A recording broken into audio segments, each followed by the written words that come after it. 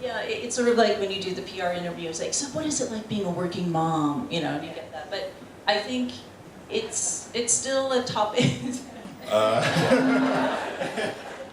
Because, you know... What would you say are some practical skills you suggest someone looking to remain relevant to have? A lot of creativity in visual journalism. If you were, you know, a multi-format reporter, I think that it's better to, you know. It's uncomfortable to be one of 5 guys in blue jackets up here.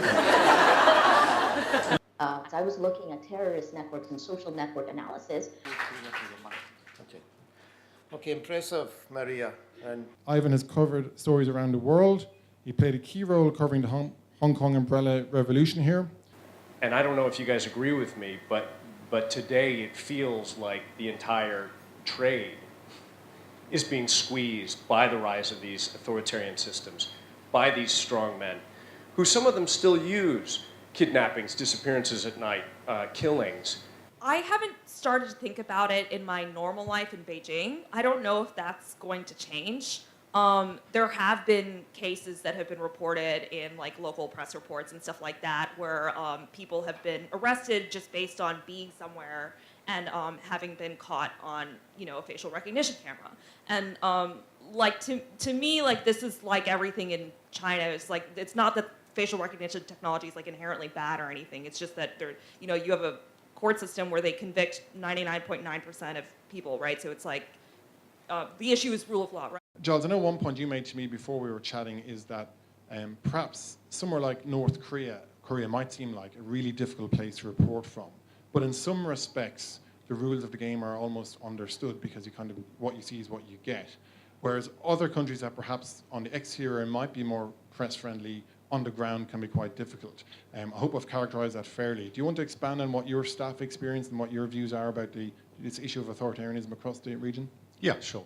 I remember when I was a correspondent in Beijing in the 90s, the idea was not so much to track you, but to make you aware that they were following you so that you didn't actually do your job. That was what they really wanted you to do. So they were very low-tech at that time. We would come out of the diplomatic compound, there'd be a guy with a red helmet, which you'd put on and follow you on a moped, you know, and it was very clear who he was. You pick up the phone, exactly.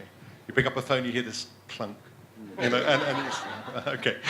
But it was smart, and it worked, because in that sense, it's not so much the idea of where I'm going. You say, I'm not going to now go and meet this person if this guy's behind me, if that was the case point.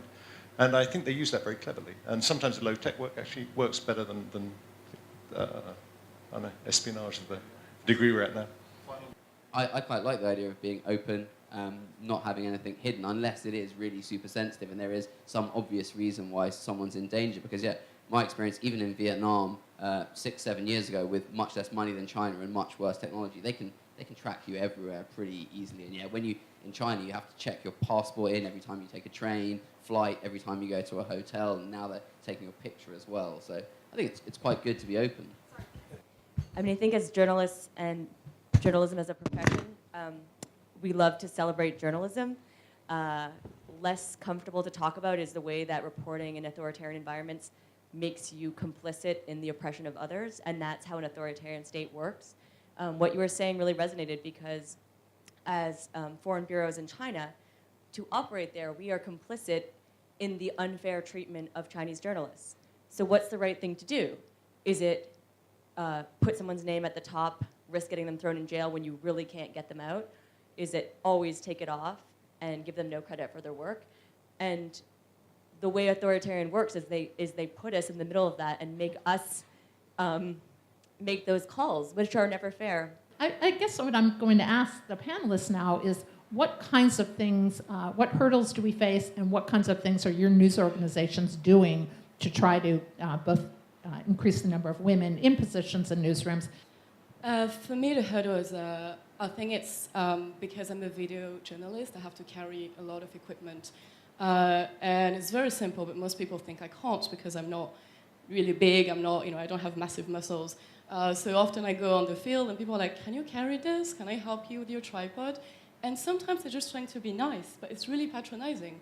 Or sometimes I set up my camera and you have 10 guys who are looking at me and they expect me not to know how to operate my camera. So they want, they want to help. So they're like, oh yeah, this is a cable. I'm like, yeah, I know, at Reuters we have this Women in Leadership program, and it's been promoted fantastically across the world. I was lucky enough to be chosen a year ago to go on that, and it's basically an off-site program. We were taken to New York, and it was women from across Thomson Reuters. So there was two journalists, myself and this woman from the UK.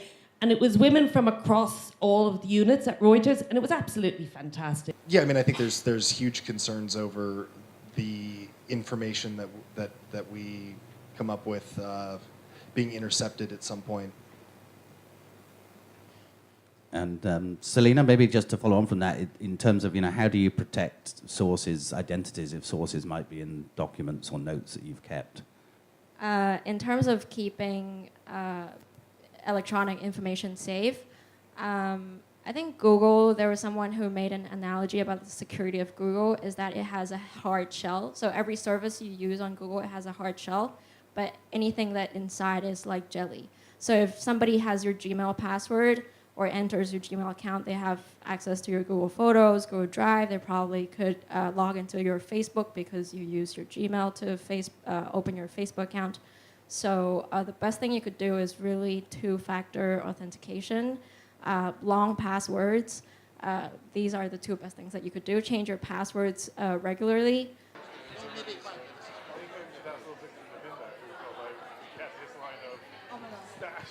Okay, I think we're just about ready to start.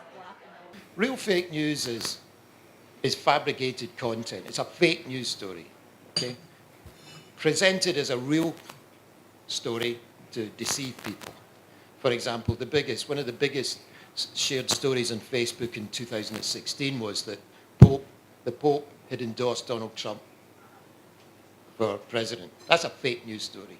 So countries like the Philippines and Cambodia, politicians are using the term fake news to attack even the legitimate news organizations, right? And countries like Malaysia, Singapore, Indonesia, they are now talking about regulating fake news top down. And even in South Korea, politicians are talking about how to legislate laws against fake news. So in Asia, certainly people are taking this matter seriously. Yeah, I mean, so fake news is part of what you would call a disinformation ecosystem. So you have what we call real fake news, okay?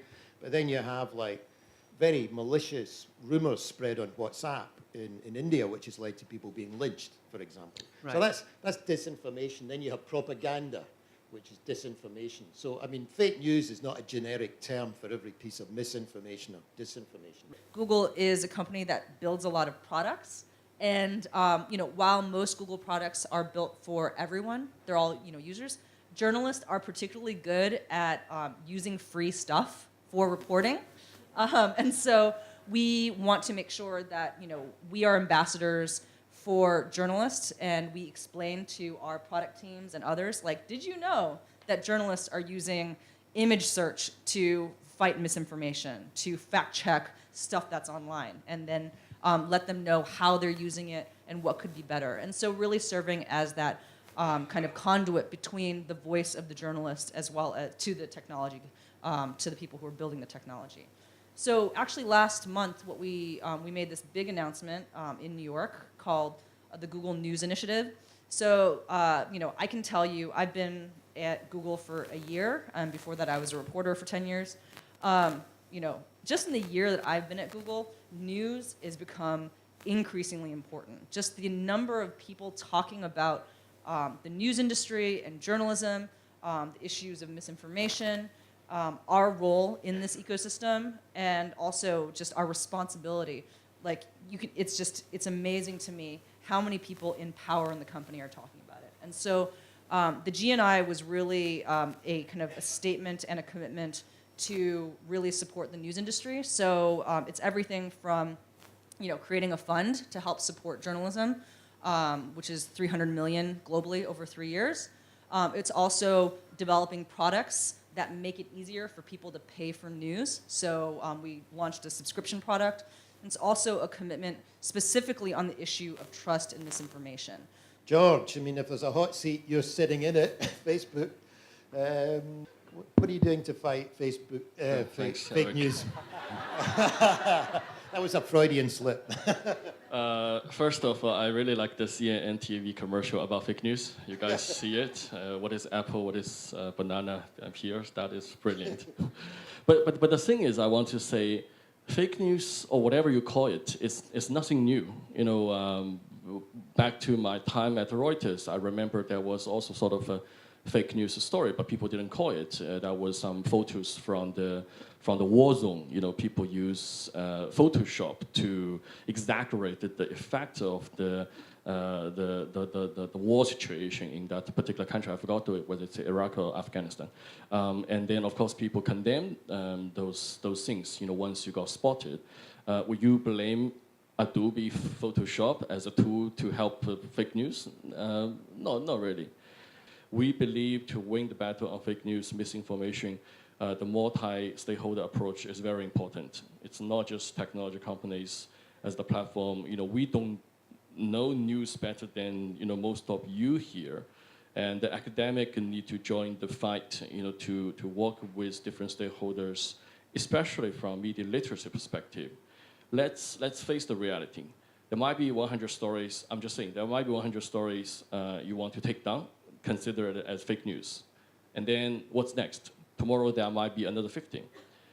There's no silver bullet to say, let's make sure there's zero fake news stories on any platform. All of the challenges we've just heard about, I think, are very important, and it is essential that journalists and journalism question not just the world, but also its own trade and where it's going, basically questions itself. And it's this kind of gathering that can really serve the purpose. And we believe at the FCC that we are the ideal place to host these debates and conversations. And I would like, obviously, to encourage anyone in this room who is not yet an FCC member to join. And I should let you know that journalists, there is a very generous promotion scheme for correspondents and journalists. So please consider joining.